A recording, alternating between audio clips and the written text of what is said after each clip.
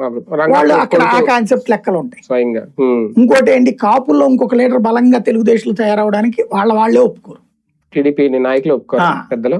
ఇంకోటి పవన్ కళ్యాణ్ కూడా తట్టుకోలేడు.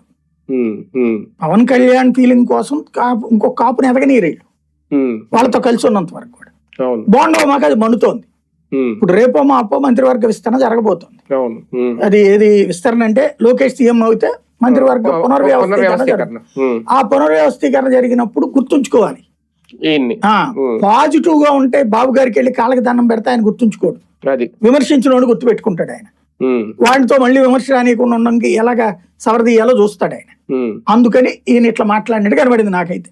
కానీ ఇక్కడ కాపులు ఐక్యత ఏమన్నా రాజకీయ పార్టీలు చూపించుకోవాలనుకుంటున్నాయా? నిన్న అది ఏమన్నా జరిగిందా? బాగుండవమ్మా వ్యాఖ్యలు ఉన్నాయి. ఆయన అన్నాడు కదా, మరి మేము కాపులే ఎక్కడ ఉంటేనే అక్కడే గెలుస్తాము లాస్ట్ లో ఆ మాట అన్నాడు ఆయన.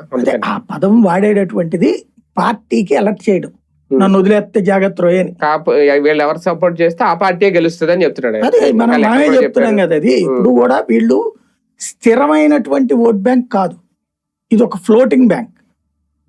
ఇప్పుడు పవన్ కళ్యాణ్ దాని మొత్తాన్ని లాక్కోవడానికి చూస్తున్నాడు. నెక్స్ట్ ట్రిప్ పవన్ కళ్యాణ్ కనుక ఒకవేళ విడిగానో బీజేపీతో పోటీ చేసి ఈ మొత్తాన్ని అటుకు లాక్కోగలిగితే అప్పుడు ఒక స్థిరమైన ఓట్ బ్యాంక్ ఒక పార్టీకి వచ్చినట్టు. ఇప్పటిదాకా అయితే కాపులు ఒకసారి తెలుగుదేశానికి ఇచ్చారు, ఒకసారి వైసీపీకి ఇచ్చారు, మళ్ళీ తెలుగుదేశానికి ఇచ్చారు. అంతకు ముందు కూడా ఒకసారి కాంగ్రెస్ కి ఇచ్చేవాళ్ళు, ఓసారి తెలుగుదేశానికి ఇచ్చేవాళ్ళు. కాపు టర్న్ అయితే అటు అధికారం వస్తున్నమాట వాస్తవం, టర్న్ అయితే. అంతేగాని ఒక పార్టీకే ఉండట్లా వాళ్ళు. కాబట్టి ఇప్పుడు మీరు గనక మన ముద్రగడ్డను అవమానించారు, ఇప్పుడు నన్ను గనక పట్టించుకోకపోతే